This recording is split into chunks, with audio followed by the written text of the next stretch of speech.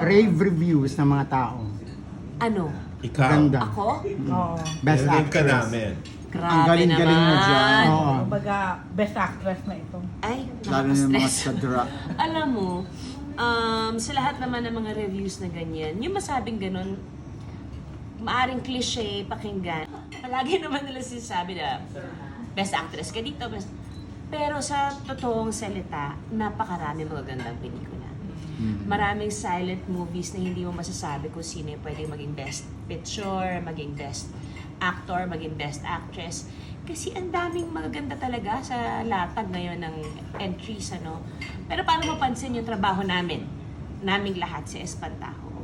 I think we did a very good job. That alone, nakakataba na ng puso. Bongga kasi di ba, yung huli mo, bago to, you won best actress. Tama ba? Mindanao. Tapos, ngayon nagbalik ka uli, bongga kung sakaling ikaw pa rin. Oh.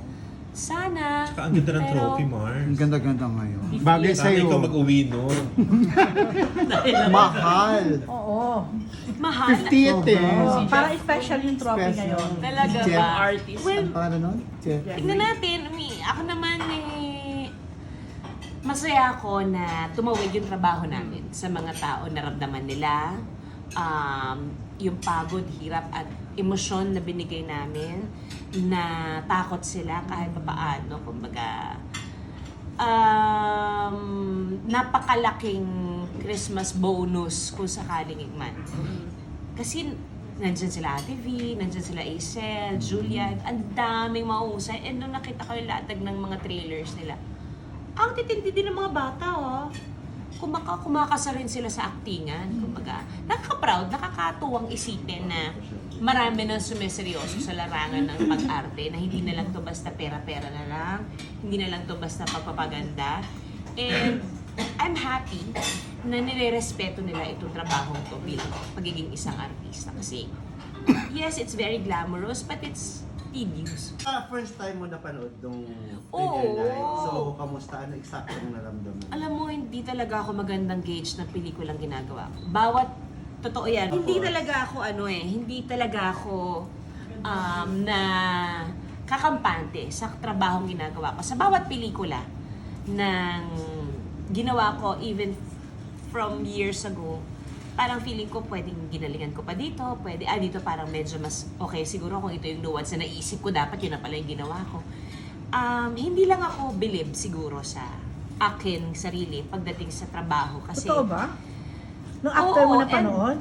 and I think that's a good thing kasi hindi ka kumakampante sa sarili mong trabaho. Kumbaga, palagi kang on your toes when it comes to whatever part of the job or kung ano man yung role na binigay sa'yo. So, Kumbaga, medyo bitin ka pa doon? Nakukulangan ka pa? actually nakakapit lang ako sa pag sinabi ni Direk Chito na okay, change setup. Okay, sige, tama yung ginawa ko. Kasi hindi ka naman bibitawan ni Direk Chito sa eksena kung hindi siya happy sa trabahong ginawa mo eh. So para magsabi siya na okay, moving on. Pero pagka kailangan pang puliduhin, sasabihin naman talaga niya, imamic pa niya. So ikaw, nung napanood mo na, di ka ganun ka-happy? Kasi nga ako yun.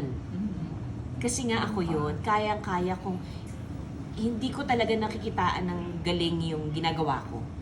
Kahit sa pagluluto, kahit marami akong doubts sa sarili ko. True, And I think that's always a good thing.